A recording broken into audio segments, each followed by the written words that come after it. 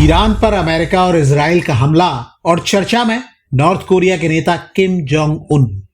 दुनिया की एक बड़ी आबादी और मीडिया का एक बड़ा हिस्सा नॉर्थ कोरिया के लीडर को तानाशाह बताते हैं। सोशल मीडिया पर अटकलें लगाई जा रही हैं कि जब जंग के सायरन बज रहे हैं, मिडिल ईस्ट सुलग रहा है और युद्धोन्माद में धंसा मीडिया वर्ल्ड वॉर 3 को मुहाने पर बता रहा है, तब नॉर्थ कोरिया के तानाशाह किम जोंग उन क्या कर रहे हैं? इसी बीच किम जोंग उन को लेकर एक मीम वायरल है, जिसमें उनकी तुलना उस बच्चे से की गई है जिसके पास दुनिया भर के खिलौने हैं लेकिन कोई खेलने वाला नहीं है। जानकार दावा करते हैं कि इसे शेयर करने वाले कहना चाहते हैं कि किम जोंग उन की कसमसाहट यह है कि उनके पास इतनी ताकत है, इतने हथियार हैं, फिर भी कोई देश उनकी इस ताकत को उस तरह चुनौती क्यों नहीं दे रहा या परख क्यों नहीं रहा जैसा ईरान में हो रहा है या कुछ वक्त पहले वेनेजुएला के साथ हुआ था। किस्सा सिर्फ सोशल मीडिया तक नहीं है। जानकार याद दिला रहे हैं कि अमेरिका जब भी नॉर्थ कोरिया के करीबी समझे जाने वाले किसी देश पर कार्रवाई कर रहा है, तब नॉर्थ कोरिया की ओर से कड़ी प्रतिक्रिया दिखाई देती है। 4 जनवरी 2026 को नॉर्थ कोरिया ने साल का पहला बैलिस्टिक मिसाइल टेस्ट किया। इसकी टाइमिंग देखिए, ये ठीक उसी वक्त हुआ जब अमेरिका ने वेनेजुएला में मादुरो सरकार के खिलाफ बड़ी सैन्य कार्रवाई की थी। नॉर्थ कोरिया ने न सिर्फ मिसाइल दागी बल्कि अमेरिका के इस कदम की कड़ी निंदा भी की। जानकार दावा करते हैं कि मिसाइल लॉन्च करके किम जोंग उन ने दुनिया को बताया था कि नॉर्थ कोरिया पर हमला करना वेनेजुएला जितना आसान नहीं होगा। नॉर्थ कोरिया ने ईरान पर हमले की भी पुरजोर तरीके से निंदा की है। नॉर्थ कोरिया से आ रही खबरों के मुताबिक इसी महीने यानी 15 मार्च 2026 को नेशनल असेंबली के लिए प्रतिनिधियों का चुनाव होगा। ये चुनाव सत्तारूढ़ वर्कर्स पार्टी के उस शिखर सम्मेलन के बाद हो रहे हैं जो हर 5 साल में एक बार होता है।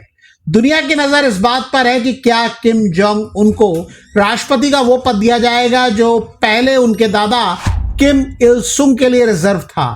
यहां याद ये भी दिलाया जा रहा है कि नॉर्थ कोरिया बीते करीब 75 साल से अमेरिका के निशाने पर रहा है, लेकिन अमेरिका के मौजूदा राष्ट्रपति डोनाल्ड ट्रंप और किम जोंग उन का रिश्ता कुछ अजब गजब रहा है।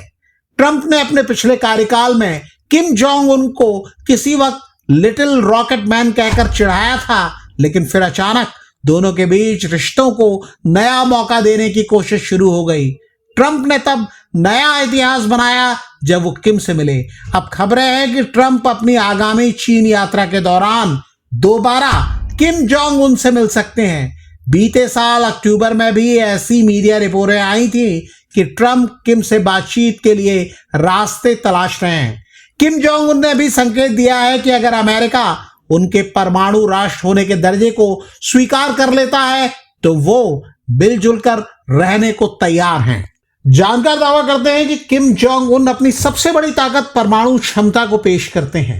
हालांकि ये क्षमता नॉर्थ कोरिया के पास है या नहीं ये साफ नहीं है। ये दावा किया जाता है कि नॉर्थ कोरिया के पास अब ऐसी इंटरकॉन्टिनेंटल बैलिस्टिक मिसाइल यानी ICBM है जो सीधे अमेरिका की धरती तक मार कर सकती हैं। मीडिया रिपोर्टों के मुताबिक हाल में centre for strategic and international studies यानी CSIS ने चीन की सीमा के पास नॉर्थ कोरिया के एक सीक्रेट मिसाइल अड्डे सिनपुंगडोंग के बारे में जानकारी दी है। सैटेलाइट तस्वीरों से पता चला है कि वहां ऐसी मिसाइलें तैनात हैं जो न सिर्फ जापान और साउथ कोरिया बल्कि पूरे अमेरिका के लिए खतरा पैदा करती हैं। जानकार दावा करते हैं कि यही वजह है कि ईरान पर हमला करने वाला अमेरिका नॉर्थ कोरिया के मामले में कदम फूंक फूंक कर रखेगा। किम जोंग उन इशारों में यह भी जाहिर करते हैं कि उनकी पीठ पर चीन और रूस जैसे दमदार देशों का हाथ है। ईरान की भी इन 2 देशों से दोस्ती है, लेकिन वहां न रूस ने दखल दिया न चीन ने। लेकिन जानकार कहते हैं कि नॉर्थ कोरिया की बात अलग है। कई जानकार तो इसे अमेरिका से तनातनी में चीन का तुरुप का पत्ता बताते हैं। नॉर्थ कोरिया को ऐसा देश माना जाता है जो वक्त आने पर कुछ भी कर सकता है, कुछ भी। पिछले साल सितंबर में किम जोंग उन अपनी बख्तरबंद ट्रेन से बीजिंग पहुंचे थे, जहां वो चीन के राष्ट्रपति शी जिनपिंग और रूसी राष्ट्रपति व्लादिमीर पुतिन के साथ नजर आए थे। ये तस्वीर दुनिया के लिए संदेश थी कि नॉर्थ कोरिया अकेला नहीं है। जानकार दावा करते हैं कि रूस को यूक्रेन युद्ध में सैनिक और हथियार भेजकर किम जोंग उन ने पुतिन के साथ अपने संबंधों को उस स्तर पर पहुंचा दिया है जहां अमेरिका नॉर्थ कोरिया को निशाना बनाने के पहले 100 नहीं 1000 बार सोचेगा। अब आपको बता दें कि अमेरिका और नॉर्थ कोरिया के बीच तकरार आज की नहीं बल्कि ये 1950 के कोरियाई युद्ध से चली आ रही है। इतिहासकारों के मुताबिक यह दावा किया जाता है कि उस युद्ध में अमेरिका ने नॉर्थ कोरिया पर इतनी बमबारी की थी कि वहां की करीब 20% आबादी खत्म हो गई। लगभग हर इमारत मलबे में तब्दील हो गई थी। नॉर्थ कोरिया के लोग सालों तक अंडरग्राउंड बंकरों में रहने को मजबूर हुए थे। यह दावा किया जाता है कि किम जोंग उन आज जो भी परमाणु हथियार बना रहे हैं उसके पीछे वही पुराना डर और नफरत है। वो अपनी जनता को यही बताते हैं कि बिना इन हथियारों के अमेरिका उनका हश्र भी वैसा ही कर देगा जैसा उसने 70-75 साल पहले किया था। 42 साल के किम जोंग उनके स्वास्थ्य को लेकर भी अक्सर अफवाहें उड़ती रहती हैं। मीडिया रिपोर्टों में दावा किया गया है कि अब वहां सक्सेशन प्लान यानी उत्तराधिकार तय करने की दिशा में रणनीति बन रही है।